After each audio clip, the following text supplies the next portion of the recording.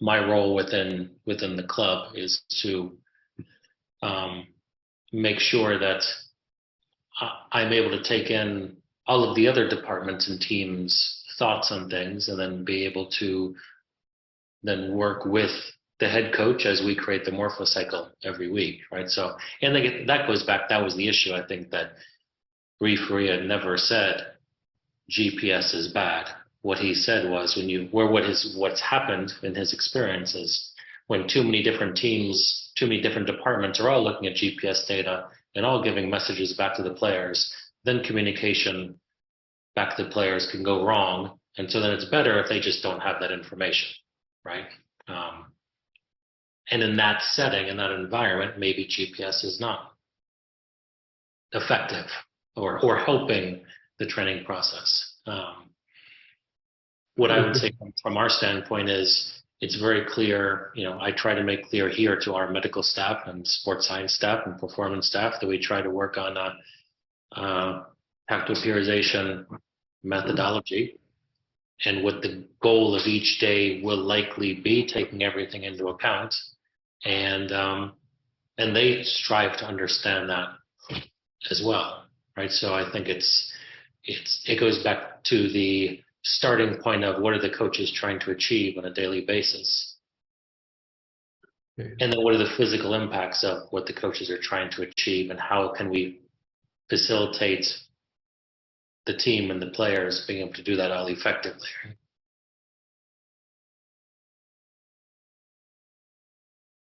I think it's positive. I think it's a very intuitive methodology from the standpoint of the players want to play, right? And so the players want to play. And if you can structure things very close to the game model, then I think there's natural buy-in from the players. But yeah, I think that there's maybe the occasional player that says, "Oh, hey, coach, can I do some running after training? I'm not doing enough." But there's always the older players, and those are typically older players that don't play a lot, right? But I think that's what I love about the methodology, is that it is structured around playing, and it's structured around giving the players what they want, not just from the physical standpoint, but from the emotional standpoint, from the cognitive standpoint. It's almost like nourishment to them, right? You're giving them what it is they want, why they're a football player.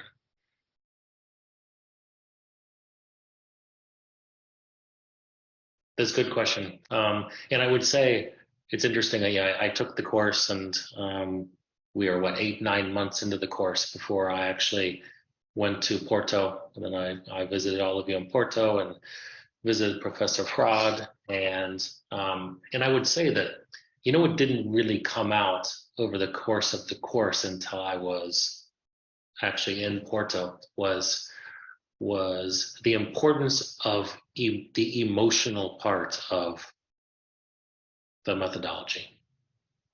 And maybe I think it's just being around the Portuguese culture and the Portuguese environment, and something I think clicked from that standpoint is how our morphocycle gives the right emotional stimulus at the right time, right? And I think that's the really hard part, because I think that's, especially when you have a long season with a lot of games and high level football today, managing the emotional is such a critical piece, just as much as the physical, right? And I think sometimes people you can get lost purely in the physical. And so what exercises are you doing that you're addressing, let's say early in the week, on a Wednesday, if you play on a Sunday game on a Wednesday, that, okay, the physical demands might not be as high. It might be what you call a tension day with some of the wording that people use. But you have to address the emotional. You have to.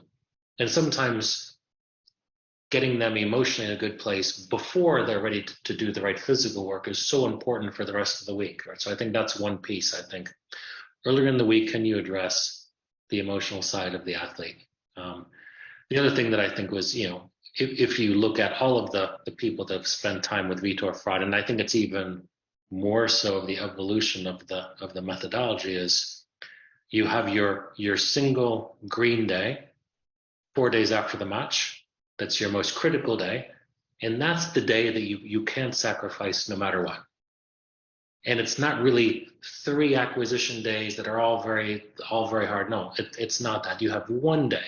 You have one day that's non-negotiable, that you manage and control the loads. But that's the day when you're working in big spaces, you're working your game model as closely to the match as you will be. And the days on either side of that, typically named as acquisition days in the past, they're supplementary. They are, you're doing a certain work, but you're also focusing on making sure the players are recovered as well. And really understanding that, I think, made a big impact on my understanding of the methodology. And I will say what I was guilty of before probably is my interpretation prior to the course was, okay, 3 days after the game, we do a hard change of direction day. The 4th day after, we're doing bigger linear speed days. And sometimes I found the players wouldn't respond well 3 days after the game because they're not fully recovered yet.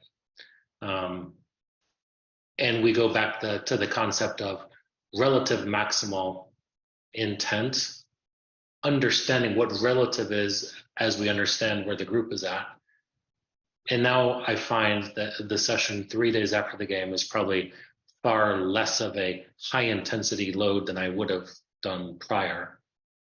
Because to me now it's more important to address getting the group in a really good emotional place and not hard change of direction type exercises.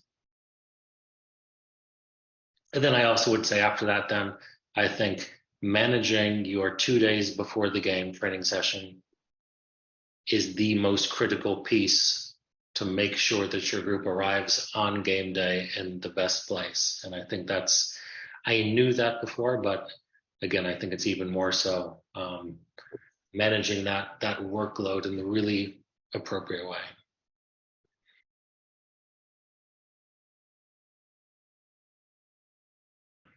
And I think it's funny where I think that we had Bruno Oliveira right in our class speaking to us and about his experience in Qatar and many similar experiences to here in Austin with the heats and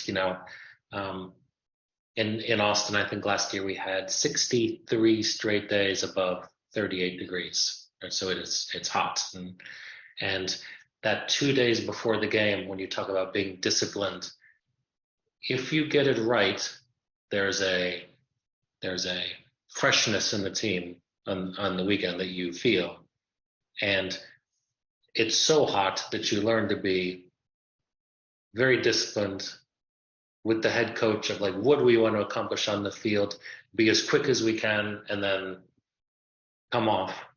Because again, it's so easy to not be disciplined, do a little bit too much. And then you see it, you feel it on the weekend.